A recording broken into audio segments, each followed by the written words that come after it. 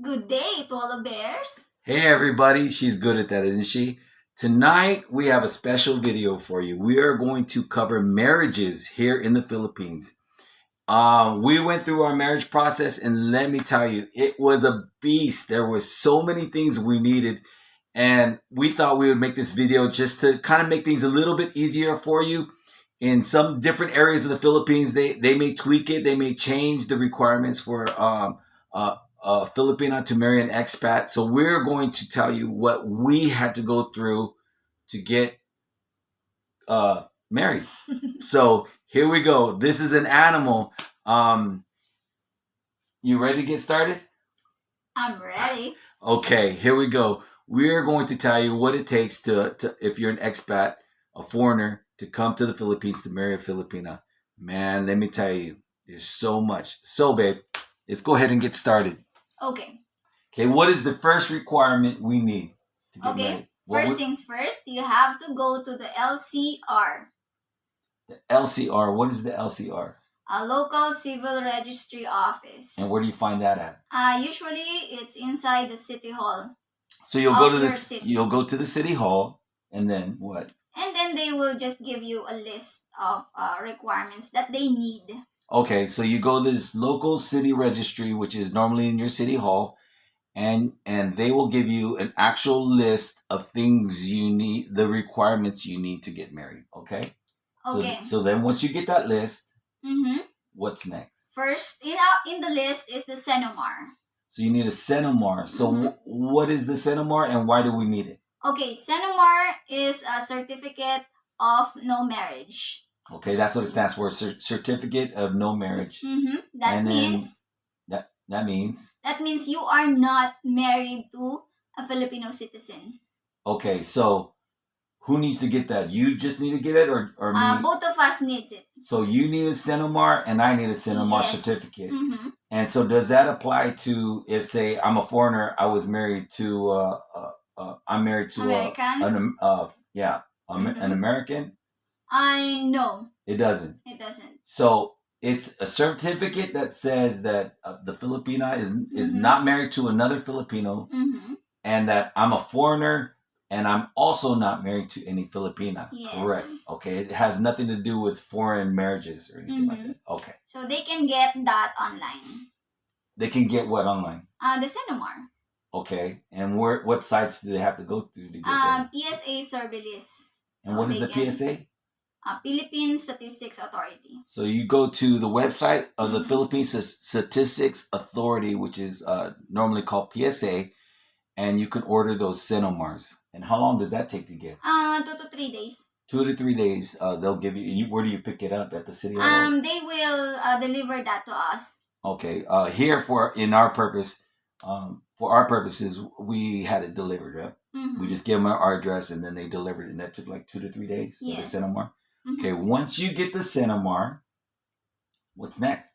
Okay. Next in the list, if your partner is 25 years old and below, they need the parental consent before they get married.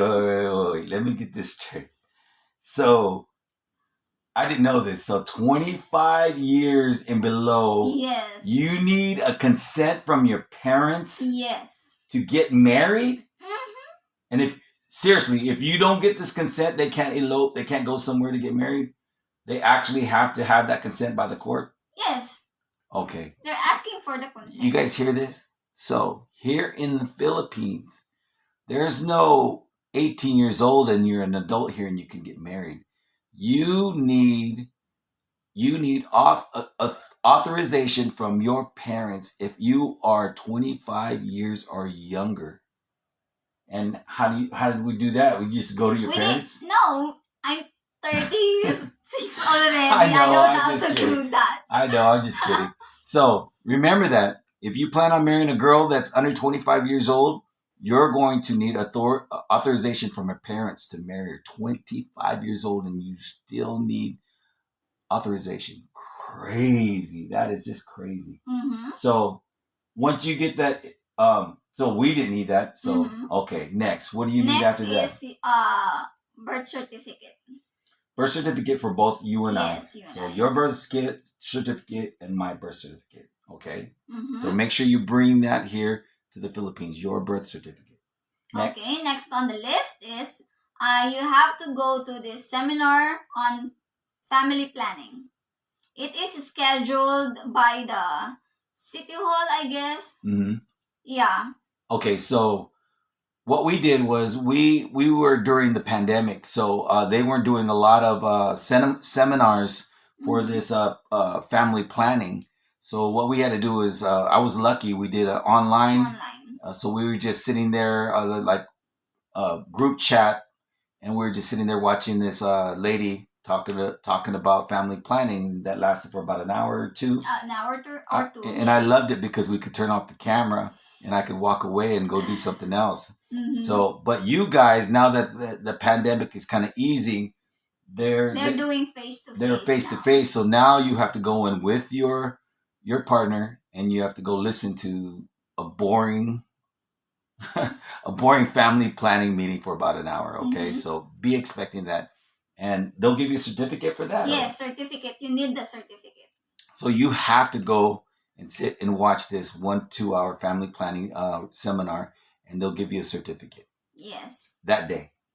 That day. And then after that. And then after that, if your partner was divorced, you need a divorce decree. Okay. All you foreigner guys who were divorced, and I needed this. I'm a divorced guy, and I brought all my paperwork with me. I brought my divorce decree with me. So you will definitely need that if you were prior married and you have a divorce decree. Bring your divorce decree with you because they will need that here in the Philippines. They'll make copies of that and they'll keep that in record. So you don't come here and you're married to some other lady back in the States and you decide to come here to marry a Filipina. They want that paperwork. So bring that with you when you decide to get married. I had to bring mine. And so there you go. So bring your divorce decree. And on the other hand, if your partner was annulled, then she also needs the decree, the granted petition. A granted petition. Okay. Just so you know, here in the Philippines, there's no such thing as divorce. And we are going to do another video because Janice had to get an annulment. And so an annulment is not a divorce, but it's a request to pretty much get divorced. But there's so much needed for it. It's just not like your typical divorce. And so we'll cover that in another topic. But she needs to get married. Let's say she needed the paperwork to show that she was annulled from her previous marriage from her ex-husband. So that's what we needed. You needed yours, and then I needed my divorce decree. So if your partner is married, she can't get around trying to remarry again because they're going to require that paperwork. So if she's married, right, there's no cheating the system. She's going to have to she's going to have to show the court that she is annulled. Yes. And here in the Philippines, just so you know, there are a lot of females who may tell you, I'm single. I'm single. I'm single. And then when you ask them to marry them, they say, sure, let's get married. But they can't because they need that petition that states that they are annulled. And the process, let me tell you, that was a many-year process that Janice and I had to go through, and we'll cover that in another time. So you need that petition to show that you are not married. Yes. And then I needed my divorce decree. And then so what's next? On the other event, if your wife or your husband died, your previous partner died, you're a widower, something like that. You need for the foreigner or for you? Both. Okay. You need death certificate. Okay, so you need a certificate of death to show, like if she's a widow and she needs to show that her husband died before she can remarry, she needs that. Okay. Yes. Okay, next on the list, a photocopy of your passport. Okay, you need your passport. Okay. So the only actually 3 documents you're going to need if you were divorced. You're going to need your passport as a foreigner. You need your passport. You need your, what else again? Passport, your birth certificate, and you will need your divorce decree. So those are pretty much the biggest documents you need before getting married here. Okay. Okay, next is the cedula. Cedula. And what is a cedula? Cedula is just basically a piece of paper, write your name, that you are And in where do the you get barangay. Where do you get this cedula? City Hall. Also. So then you'll go to cedula and request. Oh, you go to the city hall and you request a request cedula. for a cedula. And how long does that take to get that paper? That day you can get it. Okay. Does it cost anything? 35 to 60 pesos. So $1 to get a piece of paper with a bunch of scribble. I don't know what it is, but you need it. It's just the thing you'll get that same day. You go to the city hall and say, "Hey, I need a cedula," and then they'll give you a stamped paper. It has your name on it and everything. Yes. Okay. So once you get this cedula, it's a piece of paper you'll get that same day. What's next? For your Filipino partner, he needs PhilHealth. So for you being the Filipina, you need PhilHealth. PhilHealth ID card. ID, yes. Okay. And do most Filipinos normally carry that? Yeah, once you are 18 years old, you can apply for PhilHealth. Okay. So it's just an ID card, right? And so you can just go to any PhilHealth office pretty much, or yes. It depends, right? It depends on where they live. Where they give the ID cards at, yes. where they process them. So you're gonna have to find out if your partner, your Filipina fiance has already the PhilHealth ID card. And if not, you have to go get that. So she does definitely need a PhilHealth ID card. Yes. And you can get that whatever office. You have to find out where your local PhilHealth office is that deals with identification cards, and you can get that there. Okay. After your partner gets the PhilHealth ID card, what's next? Next, you have to have barangay clearance. It's just a proof of address that you live in that a certain city. Wow. Okay. So you go to your local barangay hall, and then you ask for a barangay clearance. A barangay clearance. And does it specifically say for marriage purposes or anything? Yes. So they will ask you. Okay. So you tell the barangay hall that you want a certificate of clearance for marriage, and then they'll give it. And how long does that take? Just a day. That same day? So they'll have that ready also on the same day. So you go to the barangay hall. Man, this is crazy, right? So you go to the barangay hall. You get this paper that says we want to get married, and then they give you some paper or whatever at your barangay hall. Okay. Wow, man, my voice is starting to die. Okay, what is next after the barangay hall? Yeah. We have to have this tree planting certificate. Okay, when she told me this, I almost flipped my mind over here. She says that we need a certificate for tree planting. I'm not lying. This is the truth. I told her, I was like, what does tree planting have to do with marriage? You have to help your community to do the tree planting thing, something like that, because it's just helping the community to fight for I don't know. It's just another. Something. Just go through the hoops. So you need the certificate that says I'm helping the community plant trees so I can get married. Is that crazy or what? So we needed it. I don't know if you still need it now. You still need it now? I don't know now. We did this requirements last January, Feb. Last year. So they may have changed. Not last year, last January, Feb, this year. Okay. So they might still require this. Okay. So the rules changed. The rules changed. So they may not require the tree planting certificate, but we definitely needed a tree planting certificate to show that we can get married. Crazy.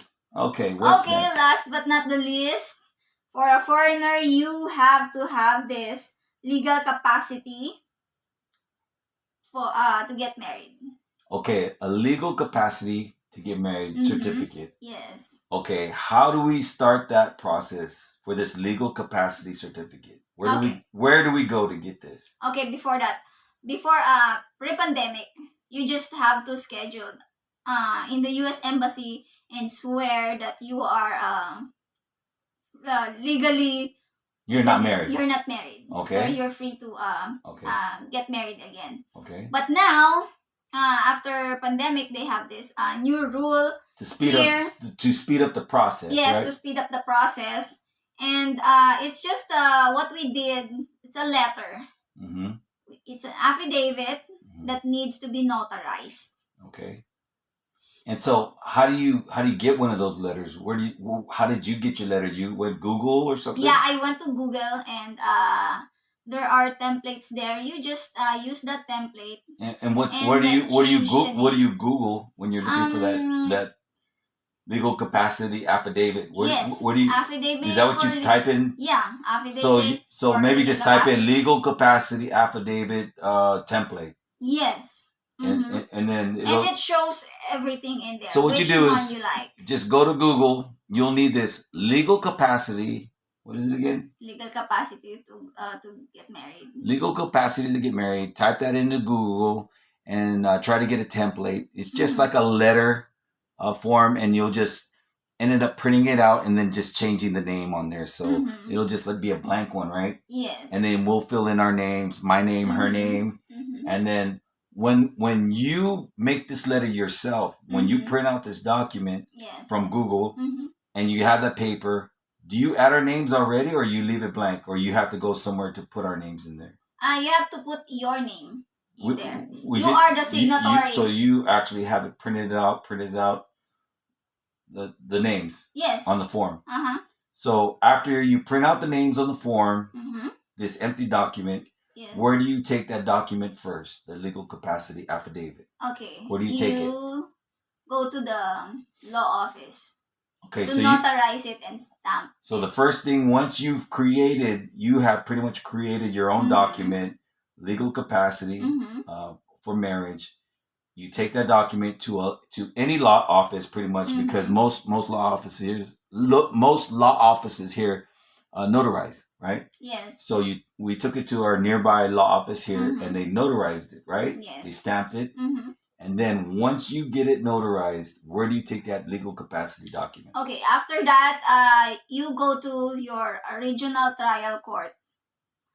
Like in our case, it's there in Tagaytay, so it's easier for us. So whatever your regional trial court that you use in your area, whether you're in Cebu or whether you're in Luzon, whatever side of the Philippines you are, you pretty much know where your regional trial court is, or you could just ask. Yeah. You ask where do we go for that to get it to get it signed. You have to obtain the CANA. CANA is the Certificate of Authority for a Notarial Act. So that's pretty much it. Wait, I'm kind of confused. So wait, let me back up just a little bit, all right, so they can understand. This is kind of confusing me just a little bit. So once we get notarized by the law office, you take that to the regional courthouse, which ours was Tagaytay. We went to the court, and then we give them that piece of paper. Yes. And what will they do with that paper? To stamp it. So they'll stamp it, and after they stamp it, you get it back that day? Yes, a day or two. Okay, maybe a day or two. So it'll take a day or two. Once you get it notarized, the legal capacity paper, you take it to your regional courthouse. They'll stamp it. You may get it back in a day or two. Yes. So once you get it back again, then where do you take that piece of paper? Okay, now you have to make an appointment to the Department of Foreign Affairs. For what? For the apostille. Okay, what is an apostille? What is that? I think that's another stamp of approval. So then it's a certificate. So this is like a 3-step process, then, right? Yes. So the first step is to get notarized your legal capacity paper, and then take it to your regional office. Then they'll stamp it. You'll get it back in a day or two, right? And then once you get that paper back, then you'll take that paper to the Department of Foreign Affairs. They'll put their stamp of approval, and that what do they do with it? What is their purpose of the DFA, Department of Foreign Affairs, to stamp it? To make sure what? You're not married, I guess? That I'm not married? it's a legal capacity to conduct, to be in the... It's just another stamp. It's just another legal thing that you need. So those are the three things. You need to get it notarized, go get it stamped at your regional court, and then take that piece of paper back to the Department of Foreign Affairs, and they'll stamp it. And how long did it take to get it from them? A week. So it takes about a week to get it back from them again. So then you have that paper, 3 stamps. Yes. And then what's next after that? Okay. After you completed everything, all the paperwork, you go back to the local civil registry office. You go back to the local in your city hall. What is it called again? LCR. Stands for local... What? Civil Registry Local Office. Civil Registry Office, which is normally in your city hall. Yes. Okay, you'll go back to the city hall, and then? And then they will check if all the papers are complete. Take note, you have to photocopy everything. Like 3 copies for everything. Okay, so once you get that that last requirement done, the legal capacity, you take all that paperwork back to the city hall to the legal. What is it called? You take it back to the city hall. Just take it back. They'll direct you to where you got to go. And so you take it back, and they'll request copies of all your requirements that you've made. Correct? Right? Yes. So do not give them the originals. Keep your originals and make copies. And like Janice said, make 3 copies, right? Yes, make 3 copies. So make 3 copies of your documents and give them a full set of the copies, not the originals. Keep your originals, okay? So after we turn in all that paperwork and we give them all the copies of the documents, when you completed everything, they'll send you to another window, right? And they'll ask for another document. So right there in the city hall, there's another window there that we had to go to. And you have to fill out another piece of paperwork, of course. And they'll ask for multiple signatures from you. I guess, I don't know, yeah? Multiple signatures for both of us. Yes. And then they'll fingerprint you. So once you fill out this application, multiple signatures, then they'll fingerprint myself. They fingerprinted myself, and they fingerprinted Janice. So after you get that, that's done then and there, right? You give that back to them. Yes. Okay, what is next after that? That's application for a marriage license. Okay. Now you are applying for a marriage license, and it will take you about 3 weeks. Okay, so to get the license. Okay, so once you get all the paperwork turned in, the copies, you get your fingerprints done, you give that to them also, then it'll take about 3 weeks, and then you'll receive. I mean, they'll tell you to come back in. Yes. So then you go back to the city hall. They'll have your marriage license ready. Okay, this is not done. This is not complete yet. This is still in preliminary stage before you are legally married. So you'll get a marriage license in about 3 weeks, right? Okay, once you get that marriage license, what do you do with that marriage license? You have to give it to the... they have the office, separate office, still in the city hall, that they just process all the marriage papers. Okay. And so you'll get this marriage license. You will take that to an office within the city hall that processes the marriage licenses, right? So once we give them that marriage license, what will they do? And then we just give them the date of our marriage. So then we arrange for a date. Yes. Now some people may do church weddings, and that kind of is different. We can't tell you about the church wedding part, but we did a civil wedding. So we did it through the court system. And so they will arrange with us to make a date to when we want to get married. They'll look at their calendar, and then they'll ask us, what's a good day for you guys? Yes. And so we made a date. After that date, and then we will just come back on the wedding day.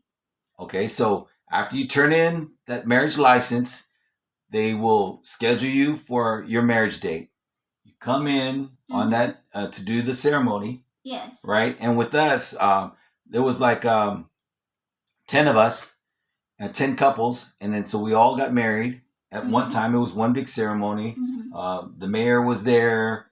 The person who do the ceremony, yes. Right? So then you do the ceremony, and then right after the ceremony, what happened? And then we have to sign that papers. So, and then after the ceremony, right then and there, is it the marriage certificate by then? Yes, it's a marriage certificate already. So then the marriage license turns into the marriage certificate after the ceremony. So after the ceremony, then you will sign right then and there after the ceremony. They'll make you sign you'll want to sign that marriage certificate, right? Because you love her. You want to sign. You can't wait to sign. Yeah, I'm just playing. Sorry. So you will sign the marriage certificate, like all of us, right? They came by and everybody signed their own marriage certificate. Yes. So once you sign the marriage certificate, what's next after that, babe? And then you just have to wait another week until the mayor signed your marriage certificate. So you wait another week, and then you go pick up the marriage certificate? Yes. So you wait a week, you go pick up the marriage certificate, and then once you get the marriage certificate, I thought we were done. No, you're not done yet. That's just still one. There's still another process. So you get the marriage certificate after a week from the mayor's office. Yes. And then once we had the marriage certificate, what do we do next after that?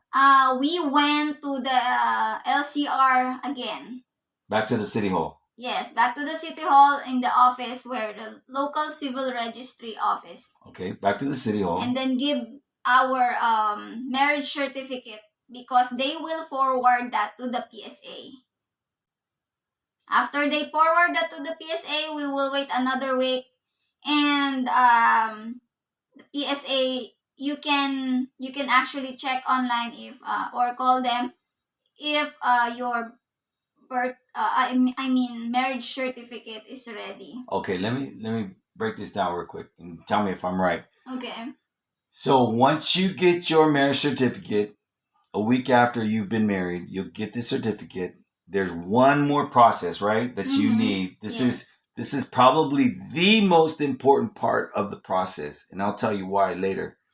So you still need to send this through another office called the PSA, which stands for Philippine Statistics Authority. Philippine Statistics Authority. Okay, that's just the acronym, I guess, for it. PSA. So you'll take that marriage certificate, give it back to somebody there back in the city hall. They will forward your marriage certificate to the PSA, and the PSA actually will register that to make that legally binding, like law binding, right? So now once they have it, it becomes law. That is it. That is the final thing you need to finish your marriage, to make it binding, right? To make it legal, not binding, but legally bound, I guess. I don't know the word.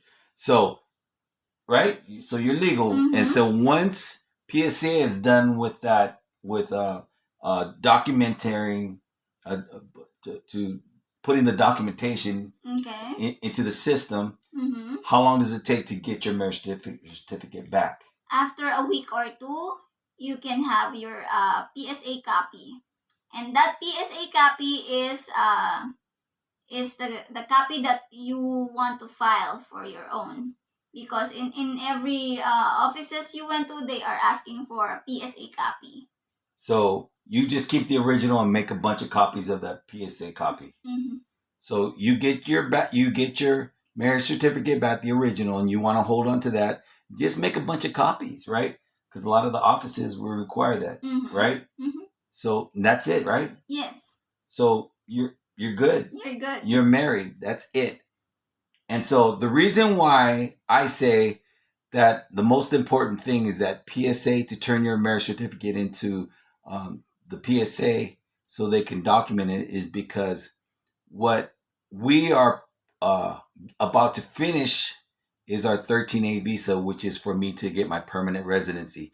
And if you do not complete the PSA portion for them to documentate that into their system, you are not legally married, and we cannot finish our process so I can get permanent residency on a 13A visa to stay here as a permanent resident.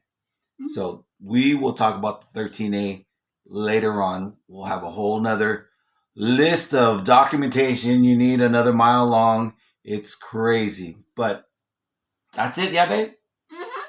That's all you need to get married. It's nothing, right? You guys can do it. Just a few pieces of paper. Not. It's a lot. And I really applaud my wife.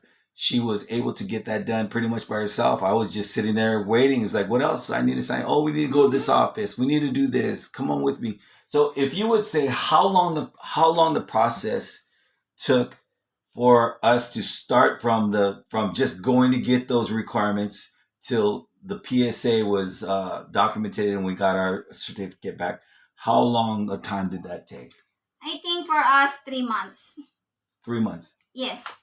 So, Because don't forget that's a pandemic time. Okay, so it might be shorter now. Yeah, it might be shorter now. Okay, so it took us from start to finish, from the beginning of getting your requirements, what you need, to the end, to PSA is done with recording it. It took about 3 months for us, but now that the pandemic rules are kind of easing up right now, you may be able to get it sooner. Mm-hmm. Okay, so all your paperwork and everything and marriage process and everything done could be done maybe 2 months, maybe 1 month. We don't know that part. I'm not going to try to give you information we don't know anything about. So it took us about 3 months to complete our full marriage process. That's about it, yeah? Mm-hmm. So with all that said, we hope that you understood even a fraction, because I don't understand a thing, especially knowing that I didn't even know this till now, that we had to file a tree planting certificate to get married. So with all that said, we hope this helped you guys out in getting all the necessary paperwork you need to get married. If you have any questions, contact her, not me, because I am not an expert. I know nothing. All right. So if you have any comments, any questions, please contact us. We will try to answer your questions. And even if we don't know your questions, we will try to find the resources for you. As a matter of fact, not too far from our house here is the courthouse. Maybe not even a mile from our house is the courthouse. We can go over there and maybe ask them a question you guys might have. So let us know down in the comments what you guys thought about the video. If you have any other questions, any concerns, let us know. So we appreciate your time. Thank you very much for watching our whole list of requirements you will need to get married. Are you sure you want to get married? Are you positive? Because, man, there's a whole list of things you need. All right? Well, if they love each other, it's all worth it. Yeah, that's right. If you love each other, you'll go through it. Let your wife do everything. So that's all we have for tonight. That's all we have for you guys. Thank you guys for watching. We appreciate your time. Thank you for helping our channel grow. We've only had our channel for a few weeks now, but it seems to be growing pretty fast. Maybe you guys like some of our content. We'll try to put some more informative information out there for you, better videos, that some things that you guys want to talk about. But thank you very much for your guys' time, and we appreciate you. Please like and subscribe, and like I said, press the notification bell for any new content we may have. Babe, do you have anything else for these people, because their ears are probably hurting from listening to all this marriage stuff? No more. Thank you guys. Bye-bye.